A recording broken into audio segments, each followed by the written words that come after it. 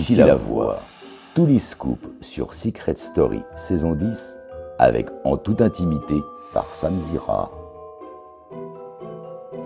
Avec Mélanie, ça s'est mieux passé sur la dernière semaine, j'ai l'impression. Oui. On voyait des images, vous rigoliez, il y avait des petits échanges de regards. Je me trompe? Non, c'est vrai que ça s'est mieux passé. Quand elle est sans Bastien, elle est beaucoup mieux.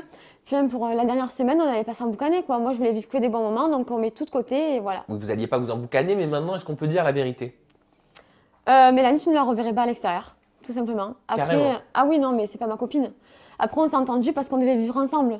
Après, elle avait ses phases. Il y avait des jours où elle se levait avec le sourire, elle était hyper agréable à vivre. Oh, mais alors ça, moi, tout le monde me dit ça. Alors, je te cache pas, j'ai pas envie qu'on le répète, parce qu'avant toi, il y a eu Sarah, Darko, Fanny, Athénaïs, Pierre, Sophia, Manon, peut-être. Manon. Tout le monde a dit la même chose. Ouais. Donc, si on la traitait pas de bipolaire, on la traitait de comédienne. Si on la traite pas de comédienne, on la traitait de je sais pas trop quoi. Qu'est-ce que toi, tu peux me dire aujourd'hui sur Mélanie? Qu'est-ce qu'elle faisait concrètement dans la maison pour que ça se passe si mal? Ben, concrètement, dès la deuxième semaine, elle s'est mise en position de victime alors qu'on ne l'avait pas du tout exclue. Elle s'est exclue toute seule. C'est elle qui se mettait dans son coin à parler avec personne. Même Marvin, qui ne la supportait pas, était venu la chercher en lui disant « Arrête de faire la victime ». Et en fait, elle est hyper hypocrite. C'est-à-dire que moi, elle venait me voir en me disant « Ouais, Sarah, elle dit ça, ça, ça et ça sur toi ». Et ensuite, elle allait voir Sarah en disant « Anaïs, elle dit ça, ça et ça sur toi ». Et en fait, ce n'était pas du tout vrai. Donc du coup, elle s'est mis les gens à dos comme ça, en mentant à tout le monde. Elle s'invente des vies. Elle ment Mais sur sa c'est-à-dire, vie elle s'invente extérieure. des vies, il faut que tu me donnes des arguments. Ben, je sais pas, moi, elle nous dit qu'elle est rentrée.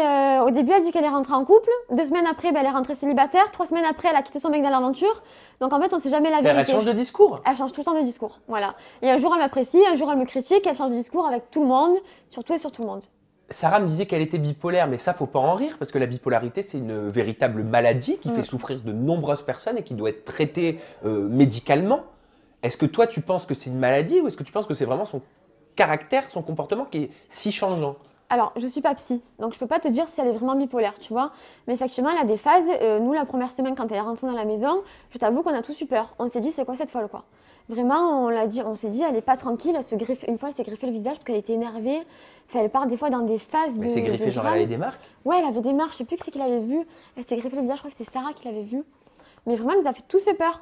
Après, apparemment, son caractère d'être comme Est-ce ça. qu'elle prenait un traitement? Je sais pas, vous la voyez prendre des médicaments ou... Non, les premiers temps, elle prenait un somnifère pour dormir à chaque fois, elle dormait pas sans somnifère.